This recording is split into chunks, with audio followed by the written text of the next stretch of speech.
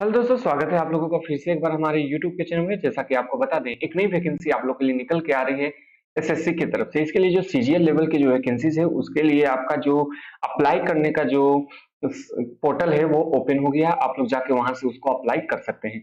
15,000 plus आपको vacancy निकलने वाली है। इसके बारे में मैं आपको आगे बताने वाला हूँ। Age, exam pattern, syllabus, salary क्या होने वाली है, सभी के बारे में हम लोग चर्चा करने वाले हैं। यदि वैकेंसी की बात करें तो ये वैकेंसी निकल के आपकी आ रही है स्टाफ सिलेक्शन कमीशन की तरफ से। इसके लिए जिन लोगों ने ग्रेजुएट किए हुए हैं वे सभी लोग इसके अप्लाई कर सकते हैं। इसके एलिजिबिलिटी को यदि आप लोग फुलफिल करते हैं तो इस फॉर्म को आप लोग जरूर से जरूर अप्लाई कीजिएगा। आइए जानते हैं इंपॉर्टेंट डेट्स के बारे में। यदि इंपॉर्टेंट डेट्स की बारे में बात करें तो जो अप्लीकेशन का स्टार्ट होने वाला है वो आपका 10 तारीख से स्टार्ट होने वाला है। और इसे आप लोग 1/10 तक ही इस फॉर्म को, यानी 1 अक्टूबर तक ही इस फॉर्म को आप लोग फिलअप कर सकेंगे। लगभग आपको देखा जाए तो 20 से 22 दिन आपको यहाँ पे समय दिया जा रहा है।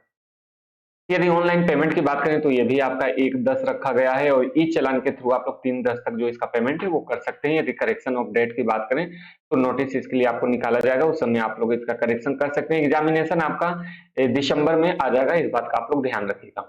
एप्लीकेशन फी की बारे में बात करते हैं तो यहाँ पे आपको जो जनरल से ओबीसी ईडब्ल्यूएस से 100 रुपए लगने वाले हैं। वहीं एससी एसटी या फिर दिव्यांग को एक भी रुपए देने की जरूरत नहीं है। जितनी भी फीमेल है इन सभी को आप लोग फ्री में फिलअप कर सकते हैं। करेक्शन की बात करें तो पहला समय यदि आप लोग करेक्शन करते हैं तो 200 लगेंगे, वहीं सेकंड टाइम करेक्शन में आपको 500 रुपए लगने वाले हैं। इस बात का याद रखिएगा कि जब भी फॉर्म फिलअप कीजिएगा तो बढ़िया से सब चीज देख जान के आप लोग यहाँ पे फिलअप कीजिएगा। चलिए आगे हम लोग बात करते हैं। यदि हम लोग बात करें इसका जो पेमेंट है, आप लोग डेबिट कार्ड, क्रेडिट कार्ड, ई बैंकिंग के थ्रू या फिर आप लोग ई चालान के थ्रू भी आप लोग यहाँ पे कर सकते हैं। चलिए जानते हैं इसके एज लिमिट की बात करें तो यहाँ पे जो एज है आपका 18 साल से लेके आपका 27 से लेकर 32 साल के बीच में आपका होने वाला है। उसी के साथ साथ आपको बता दें कि जो एज में रिलैक्सेशन देखने को मिलता है, जैसे कि ओबीसी को, एससी को और एसटी को, तो यहाँ भी आपको एज में रिलैक्सेशन देखने को मिलेगा। देखिए यहाँ पे जो पोस्ट है वो अभी तक अनाउंस नहीं किए हैं, क्योंकि एसएससी हर बार यही करता है कि आपका जो फॉर्म फिलअप होने लगता है उसके बाद ये बताता है आखिर कितनी पोस्ट थी। तो इस बार देखने में आ रहा है कि लगभग लगभग आपका यहाँ पे जो पोस्ट है वो आपका 15,000 प्लस आपका यहाँ पे वैकेंसीज आ सकती है। इसके पूरा में लगभग आप लोग इतना मान के ही चल सकते हैं, लगभग 99% इतना ही आपकी जो वैकेंसी है इस बार आने वाली है। इस बात का आप लोग ध्यान रखिएगा। एक बड़ा अवसर आपके पास है, इस फॉर्म को आप लोग फिलअप कर सकते हैं। चलिए यदि हम लोग बात करते हैं एलिजिबिलिटी, आपका बैचलर डिग्री होना चाहिए किसी भी स्ट्रीम से। यदि आपने बैचलर डिग्री ली हुई है तो आप लोग इस फॉर्म को अप्लाई कर सकते हैं। आइए जानते हैं क्या क्या आपका सिलेक्शन जो प्रोसेस है वो किस प्रकार से होने वाला है। ये है पिछला साल का नोटिफिकेशन, इस साल का नहीं है, आपको बता दें। और जो आपका जैसे ही इसके बारे में डिटेल नोटिफिकेशन निकलेगा मैं आपको फिर से सूचित कर दूंगा क्या क्या आपका होने वाला है। यदि डिपार्टमेंट की बात करते हैं तो आप लोग यहाँ पे डिपार्टमेंट देख सकते हैं। यदि डिपार्टमेंट की बात करें तो यहाँ असिस्टेंट ऑडिट ऑफिसर के साथ साथ असिस्टेंट अकाउंटेंट ऑफिसर के साथ साथ आप लोग यहाँ पे डिपार्टमेंट देख सकते हैं। आपका सेंट्रल सेक्रेटरीट सर्विस की तरफ से, आईबी की तरफ से, मिनिस्ट्री ऑफ रेलवे की तरफ से, मिनिस्टर ऑफ एक्सटर्नल अफेयर की तरफ से, उसी के साथ साथ इलेक्ट्रॉनिक एंड इंफॉर्मेशन टेक्नोलॉजी की तरफ से आपको, मतलब हर ब्रांच में आपको लगभग यहाँ पे आपको जो वैकेंसी है वो देखने को मिलेगी। इंडियन कोस्ट गार्ड में आपको देखने को मिलेगी जो कि असिस्टेंट और सुपरिटेंडेंट की यहाँ पे पोस्ट है। उसी के साथ साथ आपको बता दें कि यहाँ पे आपका एनसीएल में आपका है, एनएचआरसी में है, उसी के साथ साथ सीएजी में है, उसी के साथ साथ एनआईए में आपका जो वैकेंसी है वो भी यहाँ सब इंस्पेक्टर का आप लोग देख सकते हैं। जूनियर असिस्टेंट ऑफिसर के लिए भी यहाँ स्टैटिक्स एंड प्रोग्राम इम्प्लीमेंटेशन में है। रजिस्टर्ड जनरल ऑफ इंडिया में भी आपका यहाँ बहुत सारे डिपार्टमेंट पे आपको वैकेंसी देखने को मिलेगा। इन सभी के साथ साथ आपको बता दें लगभग 15,000 वैकेंसीज आने वाली है, इस बात का आप लोग ध्यान रखिएगा। हो सके तो इससे ज्यादा ही जाएगा, लेकिन इससे कम होने की चांसेस बहुत कम है। लगभग आपका 15,000 से लेकर 17,000 की वैकेंसीज आने वाली है। 1-2 दिन में यहाँ पे क्लियर हो जाएगा, आपको मैं बता दूंगा। उसके लिए आपको हमारे साथ जुड़े रहना होगा और चैनल को सब्सक्राइब करके रखना होगा।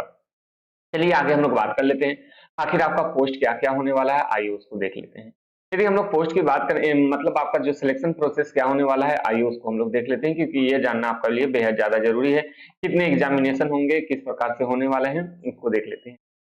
चलिए जैसा कि मैंने आपको बताया कि यदि आप लोग assistant audit officer, assistant accountant officer में जाना चाहते हैं तो यहाँ आपके पास बैचलर डिग्री है तो आप लोग अप्लाई कर सकते हैं। लेकिन इसके साथ साथ यदि आपने सीए किया है, मैनेजमेंट अकाउंटेंसी में, कंपनी सेक्रेटरीट ऑफ द, और उसी के साथ साथ मास्टर इन कॉमर्स में आपने किया है, मास्टर इन बिजनेस स्टडी आपने किया हुआ है, एमबीए किए हुए हैं तो आप लोग के लिए यहाँ पे डिजायबल क्वालिफिकेशन आपका है तो आपको यहाँ पे आपको यहाँ पे जो रिलैक्सेशन है वो आपको यहाँ देखने को मिलेगी। यदि जूनियर असिस्टेंट ऑफिसर की बात करें, यदि आपने आपने बैचलर डिग्री किया हुई है किसी भी स्ट्रीम से वो चलने वाला है, लेकिन यदि आपने 60% मार्क्स लाया है 12th में, तो आप लोग इसके लिए अप्लाई कर सकते हैं। लेकिन उसी के साथ-साथ यदि आपने बैचलर डिग्री स्टैटिस्टिक्स के साथ किया है, तो आप लोग इसको फॉर्म को अप्लाई कर सकते हैं। यदि स्टैटिस्टिक इन्वेस्टिगेटर ग्रेड 2 की बात करें, तो यहाँ पे यदि आपने बैचलर डिग्री स्टैटिस्टिक्स में लिया है, तो आप लोग इसके लिए अप्लाई कर सकते हैं। ठीक है? चलिए, यदि हम लोग बात करते हैं यहाँ पे लॉ अपील के लिए जो ट्रिब्यूनल है उसके लिए, तो यहाँ पे यदि आपने बैचलर डिग्री किया है किसी भी स्ट्रीम से, तो आप लोग कर ही सकते हैं। लेकिन यदि आपने लॉ से किया है, तो आपके लिए यहाँ पे जो डिजायरेबल क्वालिफिकेशन आपके पास है, तो यहाँ पे आपको कुछ ना कुछ यहाँ पे रिलैक्सेशन आपको जरूर से जरूर देखने को मिलेगा आपके जो फाइनल कट ऑफ बनेंगे वहां पे।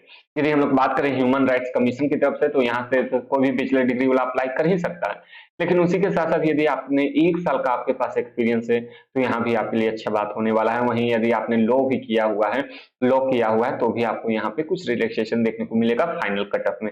उसके अलावा जो अदर जितने भी क्वालिफिकेशन है, उसके लिए आपने बैचलर डिग्री आपका होना कंपलसरी है। इस बात का आप लोग ध्यान रखिएगा। आइए जानते हैं कितनी कितनी आपको यहाँ पोस्ट है, क्या क्या है। इसी के साथ साथ आपको जो रीजन वाइज आप सबको मालूम ही होगा किस प्रकार से अप्लाई करते हैं कि हर एक जोन के लिए अलग अलग यहाँ पे वैकेंसीज आती है, तो आप लोग इसको एक बार जरूर से जरूर देख लीजिएगा। नॉर्थ रीजन में कितना है, साउथ में कितना है, इस रीजन के अनुसार ही आपका यहाँ पे फॉर्म फिलअप होता है। चलिए हम लोग जानते हैं किस प्रकार से आपका एग्जामिनेशन का स्कीम होने वाला है, उसको देख लेते हैं। यहाँ पे आपका टीयर 1, टीयर 2, टीयर 3 और टीयर 4 एग्जामिनेशन होने वाला है। इस बात का आप लोग याद रखिएगा। टीयर 1 में आपका वही रहने वाला है, रीजनिंग, जनरल अवेयरनेस, मैथ के साथ साथ इंग्लिश। सभी क्वेश्चन 25-25 मार्क्स के होने वाले हैं और 25-25 क्वेश्चन होने वाले हैं 50-50 मार्क्स के लिए। ठीक है, 1 घंटे का आपको समय दिया जाएगा। यहाँ पे याद रखिएगा 0.50 मार्क्स यहाँ पे आपका डिडक्ट कर लिया जाएगा, यानी 1/4 आपका यहाँ पे मार्क्स कट कर लिया जाएगा। इस बात का आप लोग ध्यान रखिएगा। टीयर 2 की बात करें तो आपका मैथ होने वाला है, 100 क्वेश्चन रहने वाले हैं 200 मार्क्स के लिए, और यहाँ पे आपका 2 घंटे का समय दिया जाएगा हर एक पेपर के लिए। पेपर 2 आपका इंग्लिश लैंग्वेज का होने वाला है, 200 क्वेश्चन रहने वाले हैं 200 मार्क्स के लिए। स्टैटिस्टिक्स से आपके क्वेश्चन पूछे जाएंगे 100 क्वेश्चन 200 मार्क्स के लिए। जनरल स्टडीज जिसमें से आपका फाइनेंस एंड इकोनॉमिक्स से क्वेश्चन पूछे जाएंगे 100 क्वेश्चन 200 मार्क्स के लिए। इस बात का आप लोग ध्यान रखिएगा। टीयर 1 और टीयर 2 दोनों में ही आपको नेगेटिव मार्किंग यहाँ पे आपको देखने को मिलेंगे। सभी क्वेश्चन आपको हिंदी एंड इंग्लिश में देखने को मिलेंगे, लेकिन इंग्लिश का क्वेश्चन आपको सिर्फ और सिर्फ इंग्लिश में देखने को मिलेगा।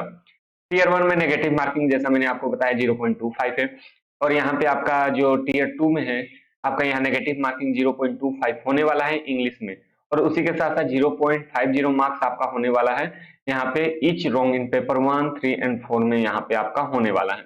जो पेपर आपका यहाँ पे आप लोग देख रहे हैं, जितना भी एक तरह से आप लोग मान लीजिए 1/4 यहाँ पे नेगेटिव मार्किंग है। यदि 100 मार्क्स का 100 मार्क्स आपको दे रहा है, 100 इक्वेशन 100 मार्क्स का, तो यहाँ पे आपका 0.25 मार्क्स कटने वाला है। वहीं 100 मार्क्स का 200 मार्क्स आपको मिलने वाला है, 100 क्वेश्चन का 200, तो वहाँ 0.25 में यहाँ पे आपका मार्क्स जो है वो कट ऑफ होने वाला है। ठीक है, टीयर 1 टीयर 2 के लिए। अभी आप बात करते हैं टीयर 3 में आपका यहाँ पे आपका डिस्क्रिप्शन का टेस्ट होने वाला है, जिसमें से आपको ऐसे लिखना होगा, लेटर लिखना होगा इस बात का, और एप्लीकेशन लिखना होगा। इस बात का याद रखिएगा। 100 मार्क्स का यहाँ पे एग्जामिनेशन होने वाला है, 1 घंटे का समय आपको दिया जाएगा। उसके बाद आपका स्किल 3 में यहाँ पे आपका जो स्किल टेस्ट है वो होने वाला है, जिसमें से आपका टीयर कंप्यूटर प्रोफिशिएंसी टेस्ट के साथ साथ डाटा एंट्री का जो स्पीड टेस्ट है वो भी आपको यहाँ पे होने वाला है। सिलेबस आप लोग यहाँ पे देख सकते हैं क्या क्या आपका सिलेबस हो सकता है। यहाँ से सभी चीजें आप लोग को दिया हुआ है। जैसे इसके बारे में ऑफिशियल नोटिफिकेशन आएगा मैं आपको बता दूंगा। इस बात का आप लोग ध्यान रखिएगा, आपको कहीं और जाने की जरूरत नहीं पड़ेगी। सभी सिलेबस आपको नीचे देखने को मिल जाएगा। नोटिफिकेशन जैसे ही रिलीज होता है मैं फिर से एक वीडियो बना के आप लोग को यहाँ पे सूचित कर दूंगा। छोटा वीडियो रहेगा, सिर्फ और सिर्फ हम लोग जो सिलेबस है आपका जो पोस्ट है उसके बारे में हम लोग चर्चा करेंगे। तो चलिए अब इस वीडियो को समाप्त कर लेते हैं। इस फॉर्म फिलअप होना स्टार्ट हो चुका है, इसलिए आप लोग जितना जल्दी हो सके अप्लाई कर दीजिएगा। और यदि आप लोग नए होंगे तो इस चैनल को आप लोग सब्सक्राइब जरूर से जरूर कर लीजिएगा। आज के लिए इतना ही, थैंक यू।